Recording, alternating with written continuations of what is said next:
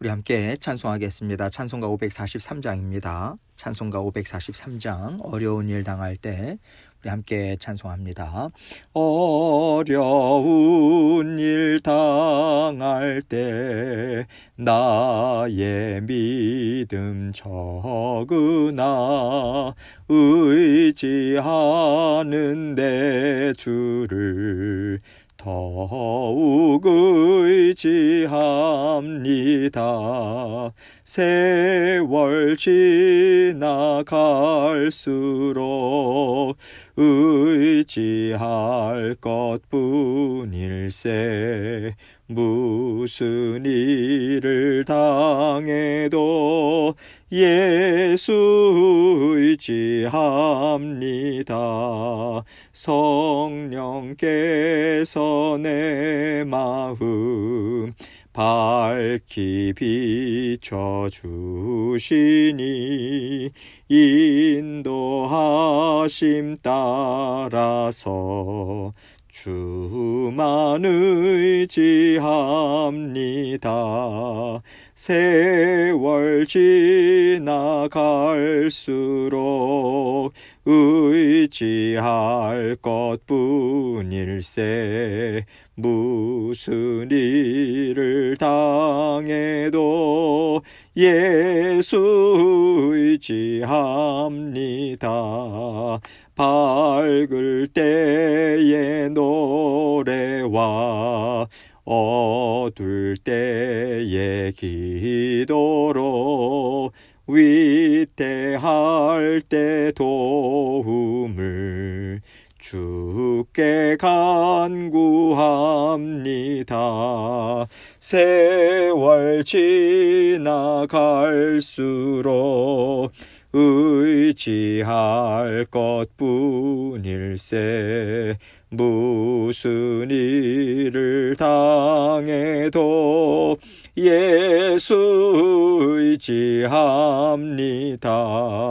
생명 있을 동안에 예수 의지합니다. 천국 올라가도록 의지할 것뿐일세. 세월 지나갈수록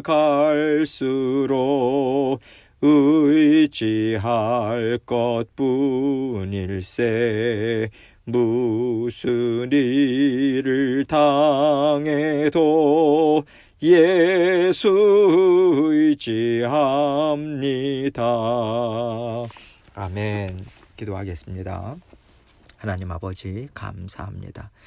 오늘도 사랑하는 모든 성도님들 무슨 일이든지 아버지 하나님께 의탁하고 아버지 하나님의 십자가의 은혜, 아버지 십자가 보혈의 피 온전히 의지하는 마음으로 아버지 하나님 그 보혈의 능력 온전히 붙잡고 전진해 나가는 승리하는 저희 모두가 될 수 있도록 은혜 베풀어 주옵소서. 하나님께서 모든 일 다 다스려 주십니다. 마음의 평안함으로 붙잡아 주시고 아버지 하나님께서 오늘도 승리의 하루 하나님과 함께 기쁨으로 동행하는 모든 삶을 저희 모두에게 허락하여 주옵소서. 아버지 하나님의 말씀을 사모함으로 나아갑니다. 아버지 하나님 전하는 자 듣는 자 동일한 은혜로 묶어주시고 홀로 영광 받아 주옵소서. 예수 그리스도의 귀하신 이름으로 기도합니다. 아멘. 하나님 말씀 욥기 30장 11절로 15절입니다. 욥기 30장 11절로 15절 제가 읽습니다. 이는 하나님이 내 활 시위를 늘어지게 하시고 나를 곤고하게 하심으로 무리가 내 앞에서 굴레를 벗었음이니라. 그들이 내 오른쪽에서 일어나 내 발에 덫을 놓으며 나를 대적하여 길을 애워싸며 그들이 내 길을 헐고 내 재앙을 재촉하는데도 도울 자가 없구나. 그들은 성을 파괴하고 그 파괴한 가운데로 몰려드는 것 같이 내게로 달려드니 순식간에 공포가 나를 에워싸고 그들이 내 품 위를 바람같이 날려버리니 나의 구원은 구름같이 지나가 버렸구나. 여러분, 사람은요 고난을 싫어하게 되어 있습니다. 사람이 가장 좋아하는 것이 뭘까요? 내가 높아지고요 하고 싶은 거 마음대로 하는 거죠. 이 욕망이 채워질 때, 다시 말해서 육신적으로 잘 나갈 때는 사는 재미가 있다고 하잖아요.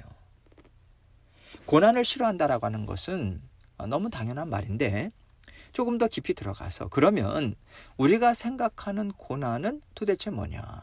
이것을 우리가 생각해 볼 필요가 있어요. 내가 원하는 거 이루지 못하는 거예요. 하고 싶은 대로 못 사는 거죠. 그리고 다른 사람들에게 인정받지 못하고요. 손가락질 당하는 거예요. 우리가 큰 집을 갖고요. 좋은 회사에서 돈 많이 벌고 직급 올라가고 이런 것들을 추구하는 것이요. 결국은 내가 좀 편히 살자라고 하는 것이지만 편히 살고 있는데도 만족하지 못하고 더 크고 더 좋은 집, 더 많은 돈, 더 많은 인정, 더 큰 권위 이런 것들을 추구하는 이유가 뭡니까?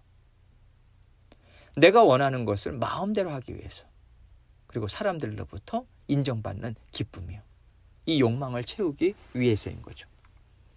물론 일에 있어서 내가 어떤 성취감을 느끼고 싶다. 내가 이 정도로 할 수 있다는 것을 보여주고 싶다. 이것을 추구하는 분들도 있겠죠. 그러나 그것을 추구하는 데 있어서도요. 하나님이 보실 때 옳지 않다. 좋지 않다. 이렇게 판단하시는 때가 있지 않겠습니까? 우리가 하나님께서 기뻐하시는 뜻을 이루는 한도 내에서 우리가 추구하는 것을 하나님은 허용하시는 것이고요. 그것을 좋다, 또 그렇게 옳다고 인정하시는 것이지 하나님의 뜻과 맞지 않을 때는요. 하나님이 멈추게 하세요. 물질이든 권위든 명예든 하나님께서 다 멈추게 하시고요. 이것이 사람에게는 고난으로 오는 거죠. 하나님의 뜻에 맞지 않을 때 하나님은 다 멈추게 하신다. 이것에 우리가 집중할 필요가 있어요. 하나님께서 우리를 구원하시고 새 생명을 주셨습니다. 새 생명을 주실 때는요. 새로운 생명을 가진 하나님의 자녀로서 하나님이 원하시고 기뻐하시는 새로운 인생을 살아라. 그 계획과 뜻을 담아서 하나님이 우리에게 주시지 않았겠습니까? 너가 새 생명을 받았으니까 이제부터는 너의 인생 너가 원하는 대로 살아. 그렇게 하나님께서 새 생명을 주시지는 않았거든요. 우리가 철저하게 하나님의 뜻 안에서 살아가는 인생을 생각해야 하는데 지금 욥과 욥의 친구들이요. 이것을 제대로 이해하지 못하는 거예요. 그래서 너가 옳으냐 내가 옳으냐 이 싸움을 하고 있는 것이고요. 욥은 자신이 하나님께 상처를 받았다. 이 얘기를 오늘 하고 있는 것입니다. 오늘 본문 11절을 보겠습니다. 이는 하나님이 내 활시위를 늘어지게 하시고 나를 곤고하게 하심으로 무리가 내 앞에서 굴레를 벗었습니다. 이는 하나님이 내 활시위를 늘어지게 하시고 활을 쏘려면요. 활시위가 팽팽해야 되잖아요. 그런데 이게 늘어져 있으니 활을 쏜들 앞으로 나가겠습니까? 화살이? 지금 욥은 이렇게 참 창피하고 무기력하고 할 수 있는 게 전혀 없는 인생이 되었다고 한탄하고 있는 거예요. 나를 곤고하게 하심으로 무리가 내 앞에서 굴레를 벗었습니다. 예전에는 마치 굴레가 쓰여져 있는 사람들처럼 욥 앞에서 하고 싶은 말도 제대로 하지 못하고 마음대로 행동하지 못했던 사람들이 이제는 어떤 조심성도 없어요. 욥에 대한 존경심 전혀 없는 거예요. 그냥 속에 있는 말들을 마구 짓거리듯이 되는 말 안 되는 말 마구 욥에게 퍼붓는다라고 하는 거죠. 욥이 이런 수치를 당하고 있다는 거예요. 12절입니다. 그들이 내 오른쪽에서 일어나 내 발에 덫을 놓으며 나를 대적하여 길을 애워싸며. 그들이 내 오른쪽에서 일어났다라고 하는 것은요. 고대 사회의 법정에서 그 원고가 피고의 오른쪽에 서서요. 신랄하게 비판하는 것을 말하는 거예요. 사람들이 지금 욥을 죄인 취급하면서 아주 파멸시키려고 마구 몰아붙이고 있다라고 지금 말하고 있는 거죠. 욥은요. 하나님 저는 이미 죄인이란 딱지가 붙어 있습니다. 이 얘기를 하고 있어요. 13절입니다. 그들이 내 길을 헐고 내 재앙을 재촉하는데도 도울 자가 없구나. 이제 나는 망했다. 나는 더 이상 쓸모없는 사람이야. 이렇게 시인할 수밖에 없도록 사람들이 지금 욥의 길을 막아버리고 있는데 친한 친구라고 하는 저들이 그들과 합세해서 욥을 핍박하고 있다라고 하는 것을 지금 한탄하고 있는 거죠. 그러면서 욥은요, 그런데 하나님께서 이 모든 일들을 만드신 거잖아요. 제가 이렇게 당할 것을 뻔히 아시면서 이 일을 다 허락하신 거잖아요. 내 옆에는 아무도 없습니다. 이 심정으로 하나님께 말씀을 드리고 있는 거예요. 14절로 15절입니다. 그들은 성을 파괴하고 그 파괴한 가운데로 몰려드는 것 같이 내게로 달려드니 순식간에 공포가 나를 에워싸고 그들이 내 품 위를 바람같이 날려버리니 나의 구원은 구름같이 지나가 버렸구나. 성을 파괴하고 파괴된 성 안에 들어가서 더 탈취할 게 없는지 샅샅이 살피고 챙겨가는 것, 이것을 비유하면서 지금 얘기하고 있는 거예요. 욥이 무너지고 무너졌는데 자기를 무너뜨렸다라고 하는 것으로 사람들이 만족하지 못하고 욥에게 더 상처 줄 게 없을까? 더 잡아뜯을 게 없을까? 그러면서 달려들고 있다고 지금 고통스러워하는 거예요. 그래서 순식간에 공포가 나를 에워쌌다, 이렇게 말하고 있습니다. 도대체 이런 상황이 언제까지 갈까? 내가 얼만큼 더 비춰내줘야 하나님께서 됐다 하시고 나를 데려가실까? 아니면 됐다 하시고 나를 회복시키실까? 과연 그 끝이 있을까? 이런 공포와 두려움으로 욥이 지금 완전히 사로잡혀 있는 거죠. 이렇게 앞날이 캄캄한 상황에서 욥은요, 그들이 내 품 위를 바람같이 날려버린다, 이렇게 말하고 있습니다. 고난이 있기 전에 자신이 살았던 삶을 욥은 회상했지 않습니까? 그 앞부분을 보면 욥은 과거를 이렇게 회상하고 있거든요. 욥은요, 누구나 다 부러워하는 삶을 살았어요. 나이 든 사람들이든 젊은이들이든 존경하는 마음으로 다 욥에게 고개 숙여서 인사를 했고요.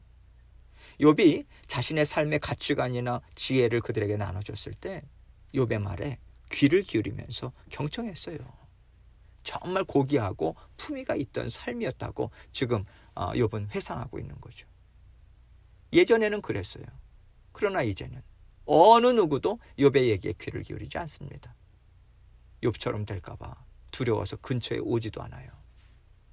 어느새 내가 이렇게 됐을까? 이것을 생각하면서 나의 구원은 구름같이 지나가 버렸다, 이렇게 말하고 있습니다. 하나님께서는 욥을 이미 구원해 주셨죠? 하나님이 욥을 의롭다고 인정하셨잖아요.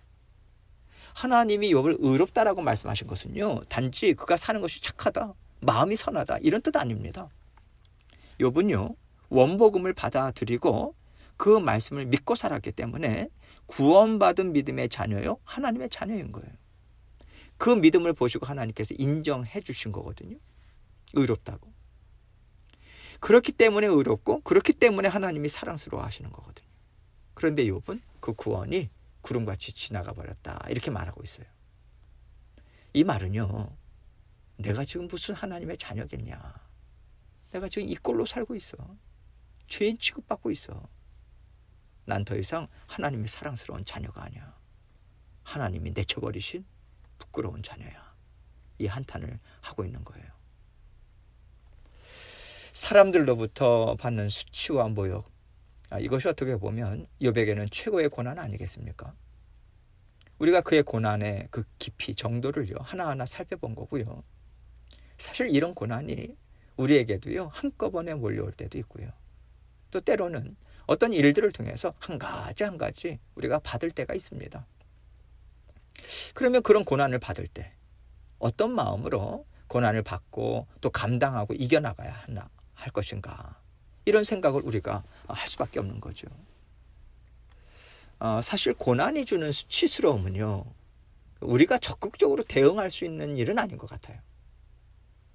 그럴 때 우리가 할 수 있는 일이 사실 없습니다. 하나님이 이끌어 가시는 대로 우리는 끌려갈 수밖에 없어요. 왜 하나님께서는 사랑하는 자녀를 이렇게 비참하게 끌고 가시는 걸까요?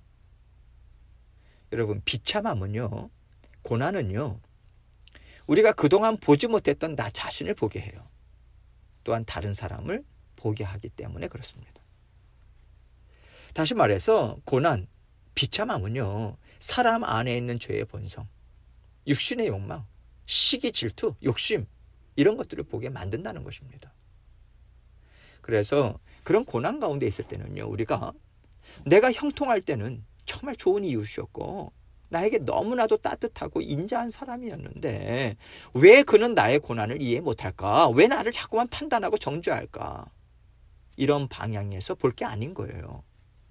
오히려 우리는요, 나를 정죄하는 그 사람과 나는 같다, 이 시각으로 봐야 돼요. 무슨 말이냐면 저 사람이 왜 나에게 이렇게 할까? 그게 아니라 나도 얼마든지 저 사람처럼 할 수 있는 그러한 존재다, 이것을 같이 생각해야 돼요. 사람은 다 똑같거든요.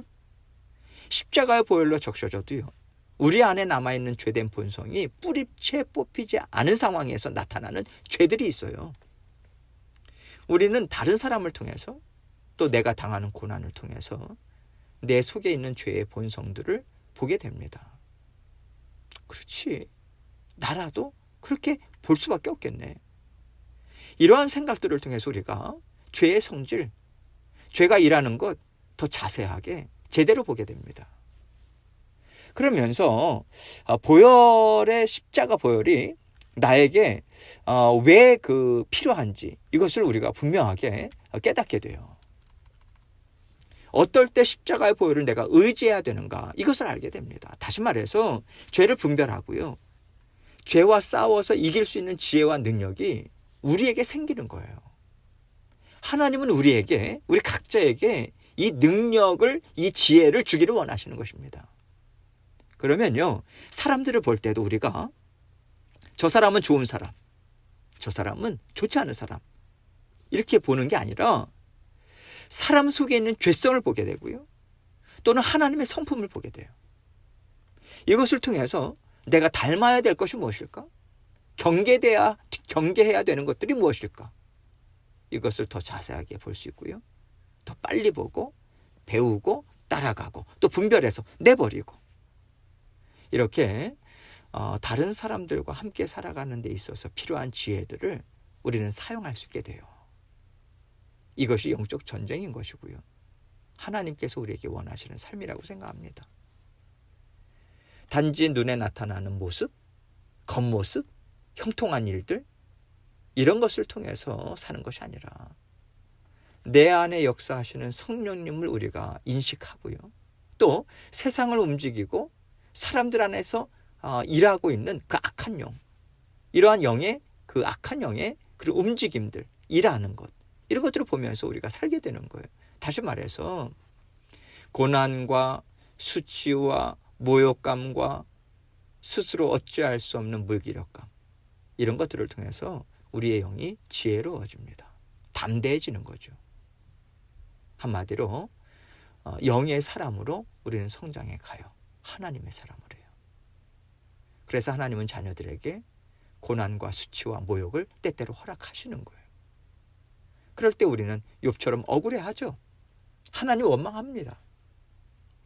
그러나 하나님께서는 그 과정을 지나가는 우리를요, 반드시 깨닫게 하세요. 우리는 고난의 과정을 통과하면서 듣게 되는 하나님의 말씀이 반드시 있습니다. 고난의 시간을 통해서 하나님의 음성을 들어요. 그래서 우리는 정금과 같이 나올 수 있는 거예요. 하나님의 음성이 있고요, 그것을 듣게 하시는 하나님의 은혜가 있으니까 우리가 옛사람을 벗어 던지고 새로운 마음, 새로운 지혜를 가지고 새 삶을 살게 되는 거죠. 하나님께서 우리에게 고난과 수치와 모욕을 주실 때는요, 새로운 삶을 준비하시고 우리에게 허락하시는 것입니다. 그럴 때 하나님께서 주시는 음성이 있다라고 하는 것 우리가 기억하고 그 음성을 듣도록 애쓰면 하나님께서 우리를 아름다운 사람, 새로운 인생으로 바꿔주실 거예요. 이것을 믿고 모든 시간, 귀하고 복된 시간으로 힘있게 사용할 수 있는 저와 여러분이 되시기를 주님의 이름으로 축원합니다. 함께 기도합니다. 하나님께서 날마다 우리와 함께하고 계시고요, 때로는 그러한 삶을 살아가는 과정 가운데서도 우리가 이해하지 못하는 어려움이 있을 때가 있습니다. 하나님 앞에 온전히 여쭙고 그러한 시간에 하나님께서 주시는 음성이 무엇인가 하나님 듣게 하여 주옵소서. 이 간구의 기도 하나님께 올려드리고 또 여러 가지 기도 제목들을 가지고 하나님께 나아가도록 하겠습니다. 기도하시겠습니다.